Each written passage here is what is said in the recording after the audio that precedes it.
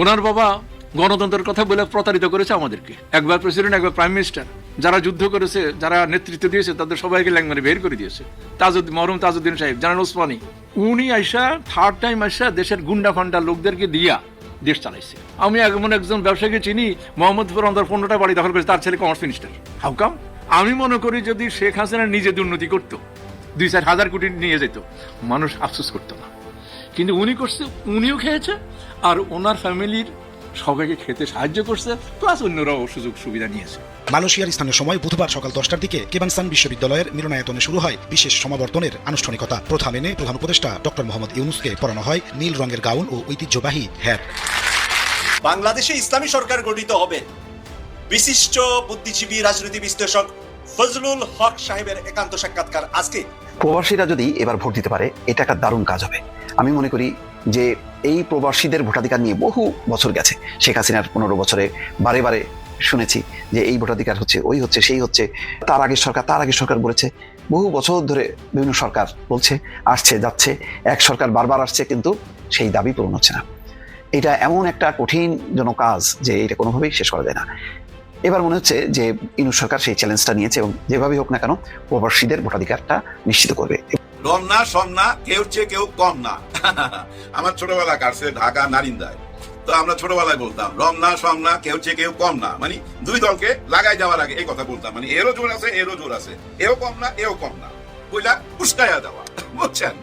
এখন দেখেন আমাদের তো নির্বাচনের ট্রেন ছাইরা দিল, নির্বাচন দিয়ে দিল, এখন কিন্তু আর ইউনূস স্যারকে কেউ দোষ দিতে পারে না। আসসালামু আলাইকুম দর্শক, নতুন একটি খবরে আপনাদের সবাইকে স্বাগতম।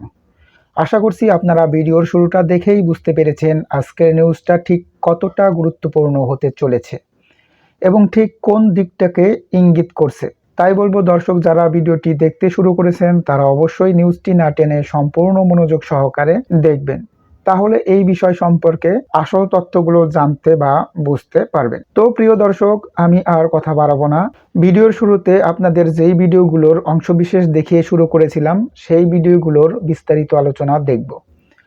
তবে তার আগে অনুরোধ, যারা এখনো চ্যানেলটি সাবস্ক্রাইব করেননি সকলে চ্যানেলটি সাবস্ক্রাইব করে পাশে থাকা বেল আইকন বাজিয়ে দিন, আর যারা ইতিমধ্যে সাবস্ক্রাইব করে রেখেছেন তাদেরকে অসংখ্য ধন্যবাদ। প্রিয় দর্শক, চলুন একটি লাইক দিয়ে আমরা ধারাবাহিকভাবে সবগুলো ভিডিওর বিস্তারিত আলোচনা দেখে আসি।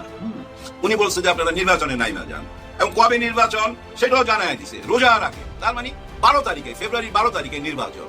কিন্তু সেই নির্বাচনটা তো ধীরে ধীরে হুমকির মুখে চলে যাচ্ছে। যে পতিত সরকারের আমল আর বর্তমান আমল, সেটার উত্তরে বলবো যে আলহামদুলিল্লাহ 100% ভালো।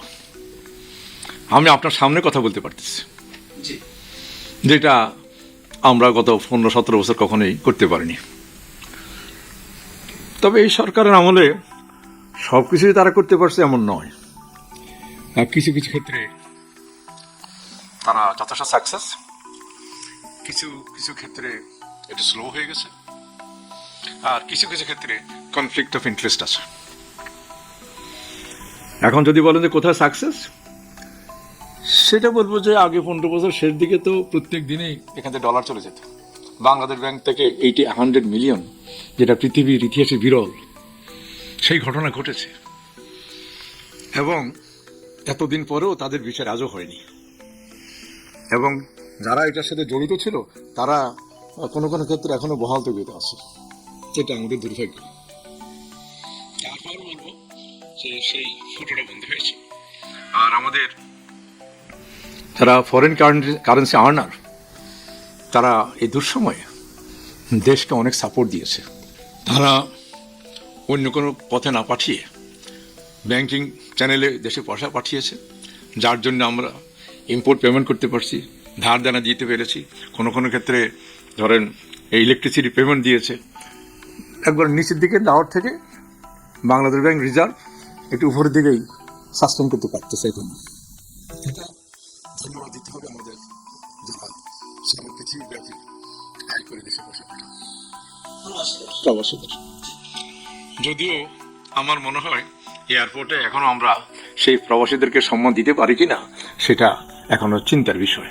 আমরা বিদেশে গেলে আমাদেরকে বিশাল লাইনে ধরতে হয় বাংলাদেশ পাসপোর্টের জন্য।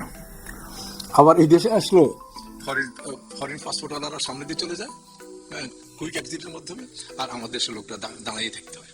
এটা আমার কাছে খুব দুঃখজনক। যাদের পয়সা দিয়া দেশ চলতেছে, এত চলতেছে।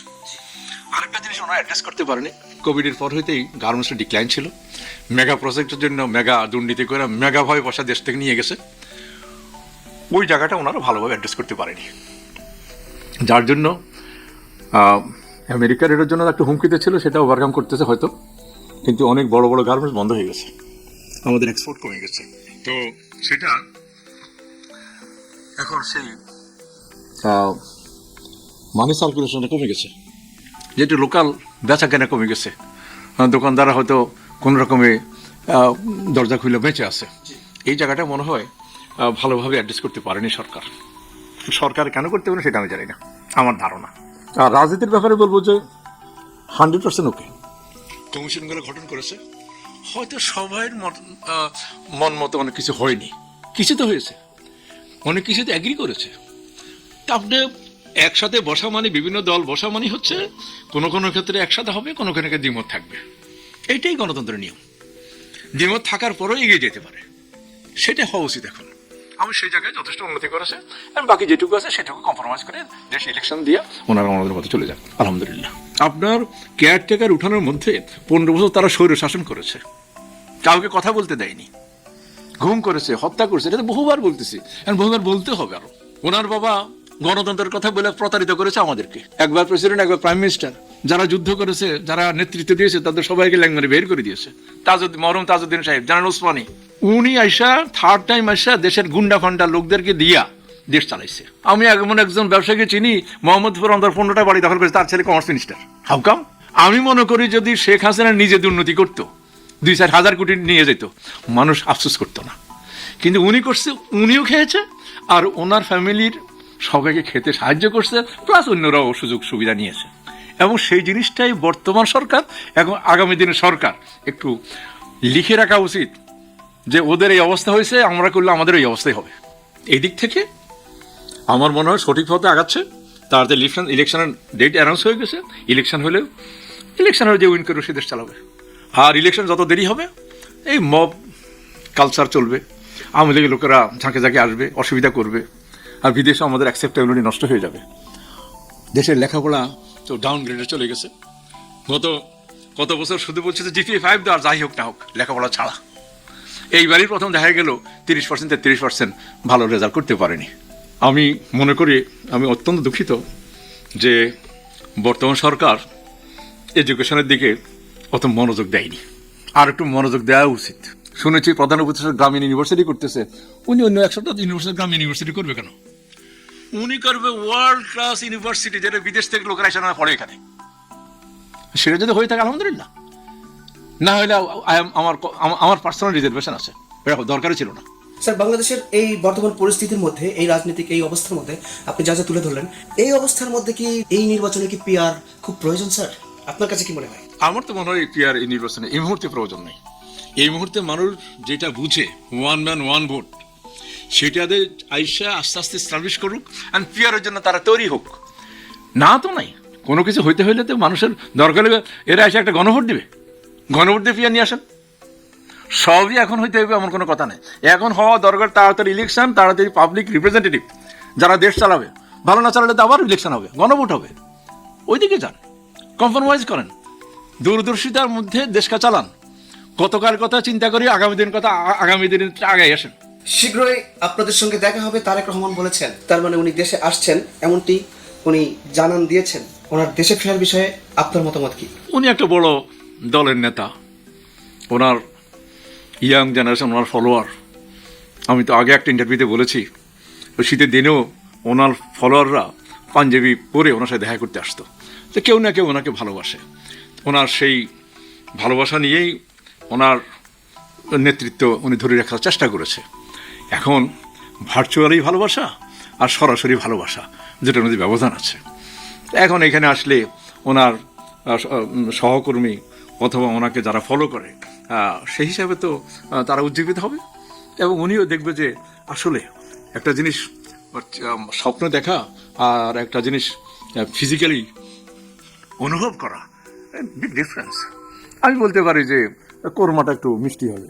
না খাই মনে হয় হইতেই পারে, কিন্তু আমি যদি একটা কোরমা খাওয়াই, খাসির কোরমা, মুরগির কোরমা, তখন না খুবই ভালো হয়েছে।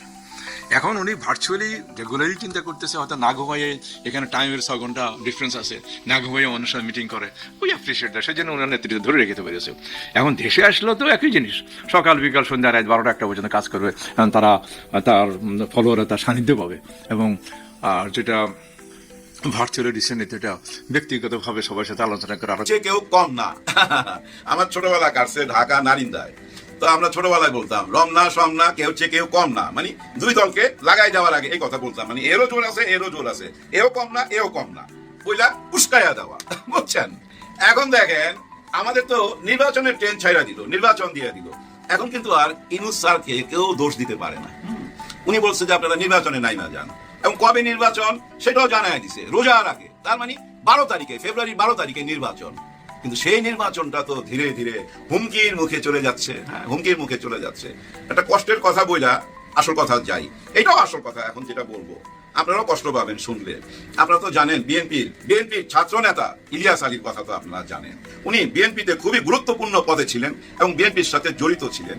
একটা টাইমে উনি গায়েব হয়ে গেলেন, আমরা তো জানি সবাই, তাই না? উনার ছেলের একটা কথা শুনবেন, শুনলে আপনার এখানে লাগবে। উনার ছেলে কি বলছে, 5ই আগস্ট না আসলেই ভালো হইতো। কথাটা শুনতে একটু অন্যরকম লাগে না? 5ই আগস্ট না আসলে ভালো হইতো। কেন বলছে জানেন? যে 5ই আগস্টের আগে তো সে জানতো তার বাবা আসবে, হ্যাঁ, তার মা জানতো ওনার স্বামী ফেরত আসবে, নিখোঁজ আছে, হয়তো কোনো আয়না ঘরে আছে, অথবা ভারতের কোনো জেলে আছে, একদিন ফেরত আসবেই, এই আশাটা ছিল। 5ই আগস্টের পরেই একজন আর্মির বক্তব্য থেকে ওনারা জানতে পারলো, অডিও কলটা আপনারাও শুনছেন, যে ইলিয়াস আলী এই পৃথিবীতে নাই। তাকে বুড়িগঙ্গার উপরে নিয়ে পেট কেটে সিমেন্টের বস্তা বেঁধে ডুবাইয়া দেওয়া হয়েছে। যার জন্য ছেলে বলছে যে আমরা তো জানতাম বাবা বাইচা আছে, কোনো একদিন আসবে। 5ই আগস্ট আসার পর জানলাম যে বাবা আর পৃথিবীতে নাই। চিন্তা করছেন কত বড় কষ্টের কথা না? গত 13টা বছর বাবা ছাড়া এবং 15-16 বছর দেখেন জুলুম সহ্য কইরা মিসেস ইলিয়াস আলী, তাহসিন রুশদি কত কষ্ট সহ্য করছে, আওয়ামী লীগের কত জুলুম সহ্য করছে, তাই না? মিথ্যা নাটকেও অভিনয় করতে হয়েছে। ওই যে বঙ্গভবনে ডাইকা নিয়া বুকে জড়ায়া ধরলো না শেখ হাসিনা, অথচ শেখ হাসিনা জানে যে ও বুড়িগঙ্গার নিচে, কিন্তু ওনাদের সন্তানকে বুকে জড়ায়া ধরছে, মিডিয়ার সামনে একটা নাটক তৈরি করছে না ভাই? তার জন্য, এই বিএনপি করার জন্যই তো, তাই না? এখন যখন নির্বাচনের ঘোষণা আসলো, উনি নির্বাচনে দাঁড়াইতে চায়, কিন্তু উনি নমিনেশন পাবে কিনা উনি জানে না। পত্রিকায় আসছে, প্রথম আলো পত্রিকায় আসছে, উনি যে নির্বাচনে দাঁড়াইতে পারবে, উনি যে নমিনেশন পাবে, এটার কোনো গ্যারান্টি নাই। কে পাবে তাহলে? প্রবাসী এক ভাই, হুমায়ুন কবির উনার নাম। উনি তারেক রহমানের বোধহয় সচিব বা খুব কাছাকাছির মানুষ। উনি অনেক আগে থেকেই লন্ডনে থাকেন এবং উনি একজন সম্পদশালী মানুষ, ধনী মানুষ, বিএনপির সাথে জড়িত। লন্ডনে তারেক রহমানের সাথে উঠা বসা। মিসেস রুশদি, ইলিয়াস আলী সাহেবের ওয়াইফ, এখন জানতে পারছে উনাকে নমিনেশন দিবে, মানে হুমায়ুন কবির সাহেবকে নমিনেশন দিবে, উনি পাবে না। যার জন্য উনি গতকালকে না পরশুদিন বোধহয় একটা মিছিল বাইর করছিল ভাই। হায় হায়, মানুষ আর মানুষ বিএনপির, হ্যাঁ, উনাকে চায়, কিন্তু ওইখান থেকে, লন্ডন থেকে ওনাকে চাচ্ছে কিনা সেটা বড় প্রশ্ন। দেখছেন রাজনীতি কোথায় চলে গেছে? এর আগে আমি বলছিলাম না ভাই, রাজনীতি চলে যায় ধনীদের হাতে, ধনীরাই সংসদে চলে যায়। যারা মাঠ পর্যায়ে কর্মী, তাদের মূল্যায়ন খুব কমই হয়। ইলিয়াস আলী সাহেবের ওয়াইফ যদি বলে আমি নির্বাচনে আসতে পারবো কিনা, নমিনেশন পাবো কিনা, তার মানে কি অবস্থা দাঁড়াবে? যেটা আগেই বলছিলাম, যে নিজেরাই এমন অবস্থা দাঁড় করাবে, নির্বাচনকে হুমকির মুখে ফেলে দিবে। হ্যাঁ ভাই, অলরেডি নির্বাচন হুমকির মুখে। নাসিরউদ্দিন পাটোয়ারি আজকে তো সরাসরি বলে দিল নির্বাচন হবে না। হ্যাঁ, নির্বাচন করার আগে ওইসব শহীদদের কাছে আগে যেতে হবে, যাদের মা বাবা অপেক্ষা করতেছে একটা নতুন বাংলাদেশ দেখার জন্য, তাদের সন্তান শহীদ হয়েছে। নির্বাচন করার আগে তাদের কাছে যাইতে হবে, যাদের চোখ নাই, হাত নাই, পা নাই, অঙ্গ হারাইছে, তাদের কাছে যাইতে হবে আগে। তাদের অনুমতি নিছেন নির্বাচন দেওয়ার আগে? আপনারা কি কথা দিছিলেন? সংস্কার করবেন, বিচার করবেন, তারপরে নির্বাচন করবেন। এখন এই যে এতদিন বসলেন, সবকিছুর ফলাফল কি? নতুন সরকার আইসা ওনারা 2 বছরের মধ্যে এটার অনুমতি দিয়ে দিবে, আইনি বৈধতা দিয়ে দিবে। এখন দিতে অসুবিধা কি? এই যে আপনারা বসলেন এতদিন, আমাদের দেখাইলেন, এগুলো কি ছিল? এই বসার কোনো ফলাফল নাই। সবাই মিলা যদি এখন বলে এই পার্লামেন্টে, আপনাদের যে যমুনার পার্লামেন্ট, যে আমরা রাজি, সবাই যদি বলে হ্যাঁ রাজি, ইয়েস ইয়েস ইয়েস, ওইটাই তো আইন হয়ে যায়, ওইটাই তো ভাই বৈধতা পাওয়া যায়। হাইকোর্টে যান, সুপ্রিম কোর্টে যান, কেন ভাই সময় নষ্ট করতেছেন? না কইরাই উপায় কি ভাই, সময় নষ্ট না কইরা উপায় কি? পারে নাই তো ভাই, বুঝাইতে পারে না ইউনূস স্যার, বহু চেষ্টা করছে, কেউ বুঝে নাই। একটা টাইমে বিরক্ত হইয়া ওই যে ঘোষণা দিল দক্ষিণ প্লাজা থেকে, ভুলভাল ঘোষণা। তো আমরা জানি সরকারি ভাবে বা জাতিসংঘ বলছে 1400 শহীদ হয়েছে, ওইখানে ঘোষণা করা হইলো 1000, কেমন জানি উল্টা পাল্টা। হ্যাঁ, মনে হয় কেউ লেখা দিছে, আমার তো মনে হয় আসিফ নজরুল সাহেব লেখা দিছে, হ্যাঁ ওনারই লেখা মনে হয়। যাই হোক, অত গভীরে যাইতে চাই না, পাকনামি করতে চাই না, শুধু এইটুকুই বলি, নির্বাচন হুমকির মুখে। কেন? দেখেন, সার্জিস একটা কথা বলছে, সার্জিস কথাটা নাম ধরে বলা ঠিক হয় নাই, বিএনপির নাম ধরে বোধহয় বলছে যে ওই যে সাংবাদিক তুহিন হত্যাকাণ্ড, ওইটার জন্য দায়ী চাঁদাবাজরা, মানে একটি দলের নাম নিয়ে বলছে।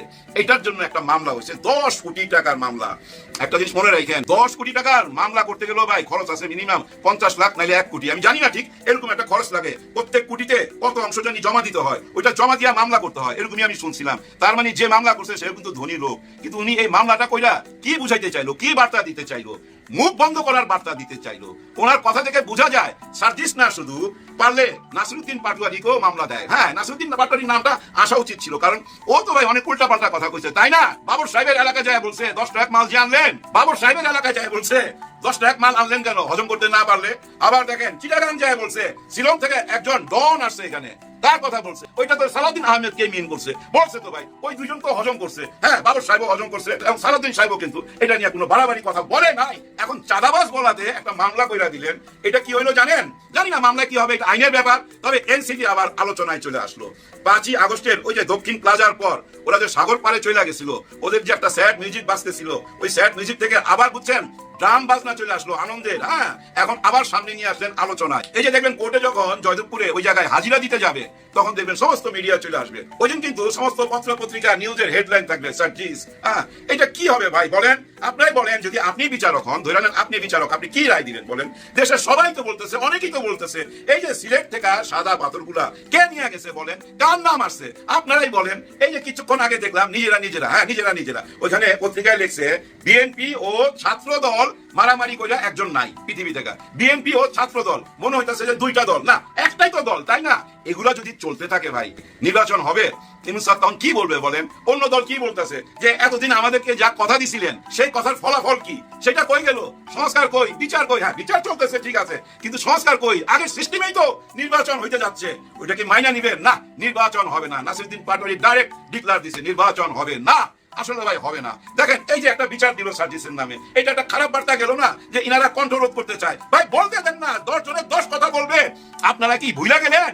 এই যে ওবায়দুল কাদের সাহেব নন স্টপ আপনাদেরকে বলতো বাসে লোক পোড়ায়া মারছেন, দেশের টাকা পয়সা লুট করছেন, গরিবের টাকা মাইরা খাইছেন, এতিমের টাকা মাইরা খাইছেন। হাসান মাহমুদ এবং কি স্বয়ং প্রধানমন্ত্রী শেখ হাসিনাও বলতো ওনাদের নামে কয়টা মামলা করছেন? হ্যাঁ করছেন? করতে পারেন নাই বলছে। আচ্ছা বলুক। আরে ভাই এদের কারণেই তো আজকে আপনারা নির্বাচনে টেনে উঠতে পারছেন। এরা যদি না আসতো আগামী 10 বছরে নির্বাচন পাইতেন। শেখ হাসিনা নির্বাচন দিত না, এই সার্জিসরাই তো আপনাদেরকে নির্বাচন করার সুযোগ কইরা দিল। দেখেন এই যে তারেক রহমান সাহেব ঘোষণা দিছে খুব তাড়াতাড়ি আসবে। এবং আরেকটা কথা কিন্তু বলছে, ঘুঘু, এই ঘুঘু সাবধান। হ্যাঁ, এখন ওনাদের ভালো সময়, এই ভালো সময়ের মধ্যে অনেক ঘুঘু আসবে। তারেক রহমান সাহেব বলতেছিল যে আমাদের এখন ভালো সময়, এই ভালো সময় অনেক ঘুঘু আসবে, এরা কিন্তু ধান খেয়ে চলে যাবে, এদেরকে চিহ্নিত করতে হবে, এদেরকে কাছে ভিড়তে দেওয়া যাবে না। তার মানে এদেরকে বহিষ্কার করতে হবে। না, বহিষ্কার করলে হবে না। একটা ছোট্ট গল্প বইলা শেষ করে দিতেছি। এক লোক একটা ঘুঘু পাখি পালতো, ওই ঘুঘু পাখিটাকে নিয়ে আসে রাজার দরবারে গেছে যে রাজা মহাশয় আমার এই ঘুঘুটা কিনেন। রাজা বললো তোমার ঘুঘুর কি এমন গুণ যে তুমি রাজ দরবারে চলে আসলা? এটা তো তুমি বাজারেও বিক্রি করতে পারতা। না হুজুর, এটার মূল্য তারা দিতে পারবে না। আমার ঘুঘুর অনেক বড় একটা গুণ আছে, সেটা কি জানেন? আমি যখন ওকে জঙ্গলে নিয়ে যাই আর ঘুঘু ধরার জন্য ফাঁদ পাতি, আর ও এত মিষ্টি কইরা তখন ডাকে, আর ওর ডাকে অনেক ঘুঘু আইসা আমার ফাঁদে পড়ে। আমি ওই ঘুঘুগুলাকে নিয়ে আবার বাজারে বিক্রি করি, এভাবে অর্থ উপার্জন করি। তার মানে এইটা আমার টাকা ইনকামের মেশিন, ওইটাই আমি আপনার কাছে বেচতে চাই। আপনি নেন, এটা থেকে আপনি অনেক ঘুঘু পাবেন, এবং এই ঘুঘু যদি আপনি বিক্রি নাও কইরা নিজে খান, তাহলে আপনি আবার যৌবন ফেরত পাবেন। তখন রাজা বলল কত স্বর্ণ মুদ্রা চাও? আমি কিনতে চাই। বিশাল অঙ্কের একটা টাকা বললো, রাজা দিয়ে দিল। পাখিটাকে নিয়েই সঙ্গে সঙ্গে উজিরকে বললো এক্ষুনি একে জবাই করো। সঙ্গে সঙ্গে জবাই করে দিল। আর যে লোকটা বিক্রি করলো অবাক হয়ে জিজ্ঞেস করতেছে, রাজা হুজুর এত টাকা দিয়ে নিলেন, এত স্বর্ণ মুদ্রা দিলেন, নিয়েই মাইরা ফেলাইলেন? এই জন্য মারছি, ও নিজের জাতির সঙ্গে বেইমানি করে, ও একটা বেইমান ঘুঘু, ও নিজের জাতির সঙ্গে বেইমানি করে। এই ধরনের বেইমানকে মেরে ফেলতে হয়। এই ঘুঘুর কাহিনী থেকে। দর্শক, আশা করি সবগুলো ভিডিওই আপনি মনোযোগ সহকারে দেখেছেন।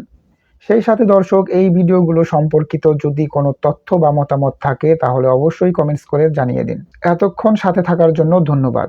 আবার দেখা হবে আগামী ভিডিওতে কোনো নতুন টপিকস নিয়ে। সকলের সুস্বাস্থ্য কামনা করে বিদায় নিচ্ছি। আল্লাহ হাফেজ।